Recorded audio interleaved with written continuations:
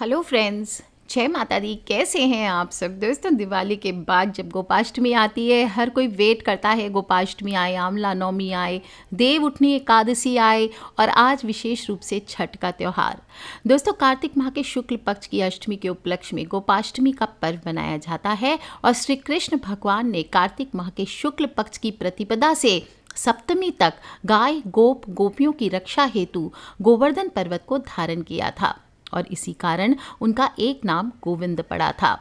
कहते हैं कि ब्रज में इंद्र का प्रकोप इस तरह बरसा कि लगातार बारिश होती रही, जिससे बचाने के लिए भगवान श्री कृष्ण ने 7 दिनों तक गोवर्धन पर्वत को अपनी चुटकी उंगली पर उठाकर रखा था। गोपाष्टमी के दिन ही भगवान इंद्र ने अपनी हार स्वीकार की थी, जिसके बाद भगवान श्री कृष्ण ने गोवर्धन पर्वत को नीचे रखा था और इसी कारण इसके उपलक्ष्य में गोपाष्टमी का पर्व मनाया जाता है।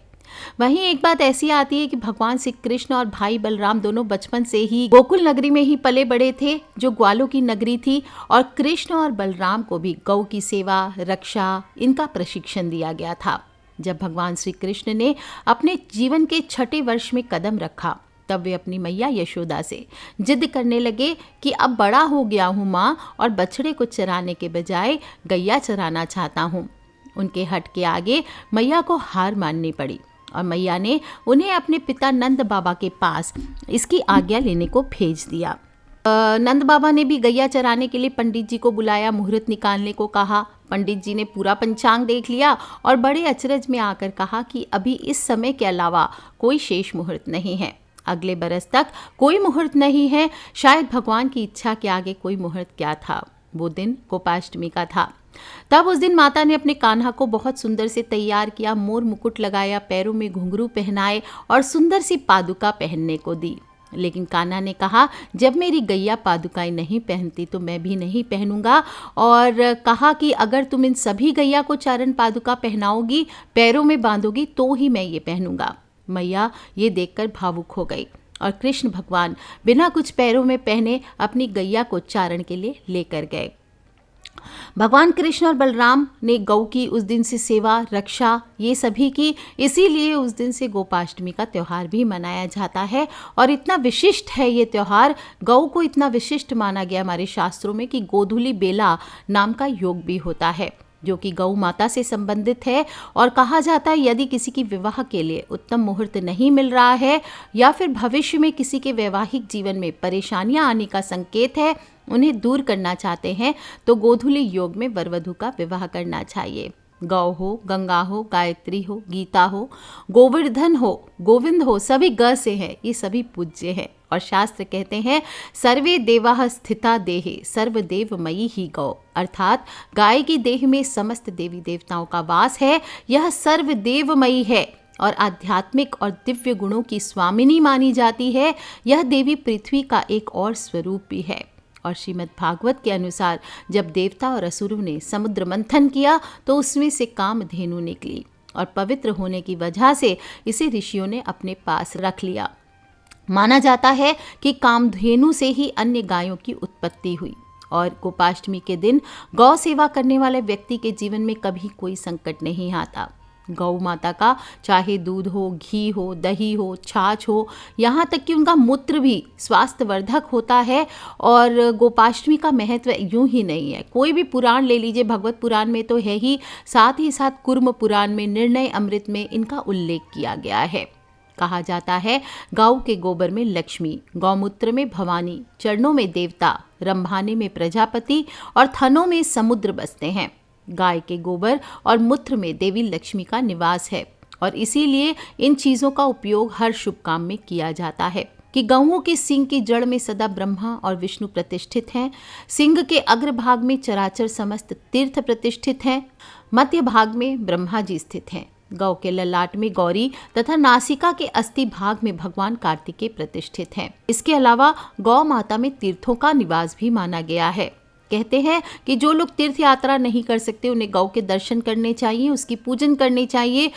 68 करोड़ तीर्थ और 33 करोड़ देवी देवताओं का चलता फिरता विग्रह मानी गई है गौ माता। गौमुख में चारों वेद, सिंगों में शंकर और विष्णु, उदर में कार्तिकेय, मस्तक में ब्रह्मा, ललाट में रुद्र, नेत्रों में सूर्य और चंद्र आदि सभी देवी देवता विराजमान हैं। और इसलिए जो भी मनुष्य गोपाष्टमी के दिन गोवर्धन, गाय और बछड़े, ग्वाले और गोपाल का पूजन करते हैं, उनका एक खुशहाल जीवन उनको मिलता है, अच्छे भाग्य का आशीर्वाद मिलता है और कहते हैं कि सभी प्रकार की मनोकामनाएं पूर्ण होगी। शाम के समय आपको पंचोपचार विधि से उनका पूजन करना चाहिए और ध्यान रखना चाहिए अष्टमी में नारियल के दान और उपयोग वर्जित होता है, इसलिए कई औरतें क्या करती है, नारियल ले जाके फोड़ती हैं। गोपाष्टमी पर नारियल नहीं यूज़ करना चाहिए। और धनिष्ठा नक्षत्र है तो शमी पत्रों से आप उनका पूजन कीजिए, शमी के पत्ते मिलते हैं तो उससे पूजन कीजिए, ये सर्वश्रेष्ठ होता है। सारी पूजा करने के बाद हल्दी की गांठ या शमी के पत्ते लेकर उनके चरणों में चढ़ाइए और फिर उसे आप अपने तिजोरी में रख सकते हैं, ये बहुत सर्वश्रेष्ठ होता है।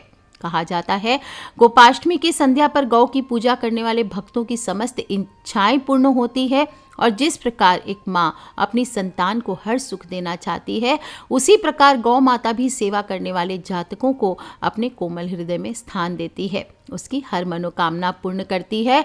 जब भी कोई संकट आता है तो उसे बचाती है। इस गोपाष्टमी पर शाम के समय जब गाय चर कर वापस आ जाए तो उस समय उनके आतिथ्य का अभिवादन करें, कुछ भोजन कराएं और उनकी चरण रज को मस्तक पर धारण कर ललाट पर लगाएं। इससे जीवन में सौभाग्य की वृद्धि होती है। आप चाहें तो गौशाला आदि में जा करके पूजन कर सकते हैं, गाय को घर पे बुला करके पूजन करवा सकते हैं, गाय को माला पहनाइए, उनका श्रृंगार कीजिए और थोड़ा सा गहने आदि पहनाए जाते हैं इस दिन उनको, और रोली अक्षत आदि से तिलक कीजिए। पीले चंदन का तिलक सर्वश्रेष्ठ रहता है। धूप दीप दिखाइए और गुड़ और भीगा हुआ गेहूँ इस दिन आपको खिलाना चाहिए। तो गेहूँ आप रात को ही भिगा दीजिए और नहीं तो चने की दाल आदि भी खिला सकते हैं। जो गायों की इस प्रकार से पूजा करके ग्वालों को भी इस दिन उपहार देना चाहिए, उनको सजाना चाहिए गाय को और फिर परिक्रमा करके थोड़ी दूर पैदल उनके साथ चलना चाहिए। इस प्रकार पूजन करने के बाद गायों के चरण की मिट्टी को मस्तक पर लगाएं। ऐसा करने से सौभाग्य में वृद्धि होती है। और इस बार बहुत ही खूबसूरत योग है। इसमें कहा जाता है अगर 5 आलू से आप उपाय करते हैं तो ये भी चमत्कारी होता है। आलू ले लीजिए और चाहे तो आप उसे बॉइल्ड आलू ले सकते हैं या कच्चे आलू ले सकते हैं और उसे हल्दी से पीला कर लीजिए और फिर सारी पूजा करने के बाद गऊ को अपने दाहिने हाथ से उसे खिला दीजिए। जो लोग भी गौ पूजन नहीं कर सकते वो घर में उत्तर पूर्व दिशा में पीले रंग का कपड़ा बिछाकर उस पे भगवान कृष्ण के गौ के साथ जो तस्वीर होती है उसे स्थापित करके विधिवत पूजन कीजिए। तिल के तेल का दिया जला सकते हैं, हल्दी मिला करके दीपक करें या सरसों का तेल का कर लीजिए। सुगंधित धूप करें, दीप करें और सफ़ेद या पीले रंग के फूल चढ़ाइए। शमी का पत्ता हो तो वो चढ़ाइए और प्रसाद भी इस दिन सरसों के तेल में बनी हुई पूड़ियाँ, जो तली हुई पूरियाँ होती है वो, और उड़द के पुए इस दिन या हलवे का भोग लगाया जाता है। और 8 हल्दी की गांठ अगर मिल जाए, नहीं तो 8 चुटकी हल्दी ले लीजिए एक छोटे से पेपर में और उसे हाथों में ले करके 108 बार ओम गोप गोपीश्वराय नमः, क्या बोलेंगे, ओम गोप गोपीश्वराय नमः, ओम गोविंदाय नमः, लक्ष्मी आर्या लोकपालानाम धेनु रूपेण संस्थिता घृतम वहति यज्ञार्थ मम पापम व्यपोहतु, इस प्रकार से बोल करके आपको बोलना चाहिए। इसके बाद ये जो भोग है किसी गाली गाय को आपको खिला देना चाहिए। विशेष रूप से जो दंपत्ति पूजा करना चाहते हैं तो भीगी हुई चने की दाल या गुड़ आपको मिला करके, या गुड़ चना भी खिला सकते हैं।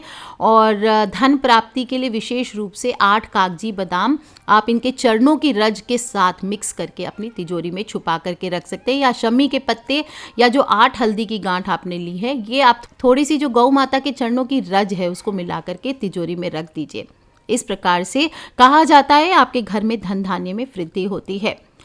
आज से लेकर के 43 डेज तक लगातार गाय के उपले की धूनी भी आपको घर में करनी चाहिए। ये भी अपने आप में चमत्कारी होता है और कहा जाता है गऊ को अपने आप में बहुत ही खूबसूरत माना गया है। इसके पूजन से सौभाग्यवती स्त्री को अगर पुत्र ना हो तो उसे आज के दिन उपाय करना चाहिए। गौ पूजन आज के दिन से शुरू कीजिए, क्योंकि गुरुवार का दिन है। आज से शुरू करके अगले 28 गुरुवार तक आपको ये उपाय करना है। कोई भी गौ की आपको पूजन करना है, कैसे करना है, उत्तर की ओर मुख करके शुद्ध जल से उसकी चरण वंदना करें। फिर उसके ललाट को धोकर मध्य में रोली का टीका लगाइए, अक्षत चढ़ाइए और करबद्ध होकर नतमस्तक होकर प्रार्थना करें, हे माता मुझे संतान प्रदान करें। ऐसी मान्यता है, ऐसा करने से जल्दी ही संतान के रूप में पुत्र को प्राप्त करती है। दोस्तों, आधुनिक युग में यदि हम गोपाष्टमी पर गौशाला के लिए दान करें, गायों की रक्षा के लिए प्रयत्न करें, तो गोपाष्टमी का पर्व सार्थक होता है, इसका फल प्राप्त होता है। और तनाव और प्रदूषण से भरे इस वातावरण में गाय को संभावित भूमिका समझ लेने के बाद गोधन की रक्षा में तत्परता से सभी को लगना चाहिए, तभी ये गोविंद गोपाल की पूजा सार्थक होगी। गोपाष्टमी का उद्देश्य ही है गौ संवर्धन की ओर ध्यान आकृष्ट करना, और ये बच्चों को भी सिखाएं। और इसीलिए पुराणों में गाय के पूजन, उसकी रक्षा, पालन पोषण को मनुष्य का कर्तव्य माना गया है। इसलिए हम सभी को गौ माता की सेवा करना चाहिए, क्योंकि वो भी हमें एक माँ की तरह पालन करती है।